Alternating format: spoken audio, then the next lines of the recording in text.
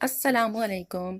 आज मैं आप लोगों के साथ घर पर बहुत ही आसानी से और बहुत जल्द बनने वाले खोए की रेसिपी शेयर कर रही हूँ। फ्रेश मिल्क के साथ खोया बनाने की रेसिपी ऑलरेडी मेरे चैनल पर मौजूद है। मैं काफ़ी अर्से पहले शेयर कर चुकी हूँ और आज जो मैं रेसिपी शेयर कर रही हूँ इसमें मैंने फ्रेश मिल्क के साथ पाउडर मिल्क का भी इस्तेमाल किया है।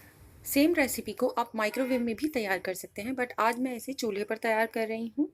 स्टार्ट करने से पहले अगर आपने अब तक मेरे चैनल को सब्सक्राइब नहीं किया तो प्लीज़ सब्सक्राइब कर लीजिए। तो आइए शुरू करते हैं। सबसे पहले एक पैन में 1 खाने का चम्मच भर कर घी का ले लें। आप इसमें देसी घी का भी इस्तेमाल कर सकते हैं और मक्खन का भी। साथ ही इसमें शामिल कर दीजिए 2 कप फ्रेश मिल्क।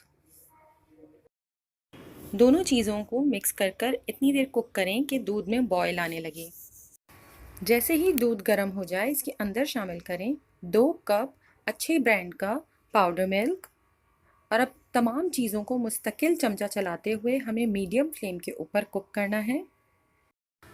अगर इसे स्लो फ्लेम पे कुक किया गया तो इसका कलर चेंज हो जाएगा और वो थोड़ा सा ब्राउनिश हो जाएगा और इसका कुकिंग टाइम भी बढ़ जाएगा।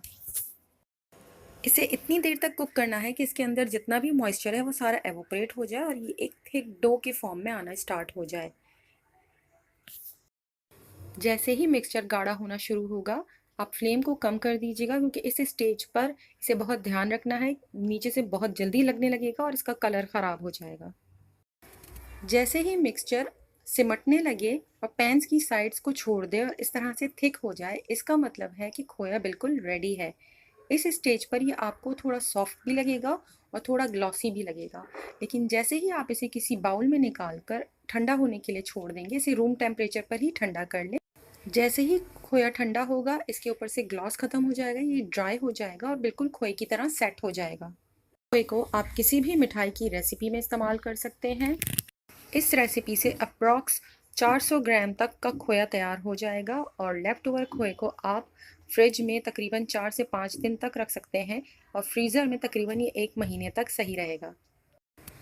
अगर ये वीडियो आपको पसंद आए तो प्लीज़ लाइक, शेयर और कमेंट कीजिए और मेरे चैनल को सब्सक्राइब ज़रूर कीजिए।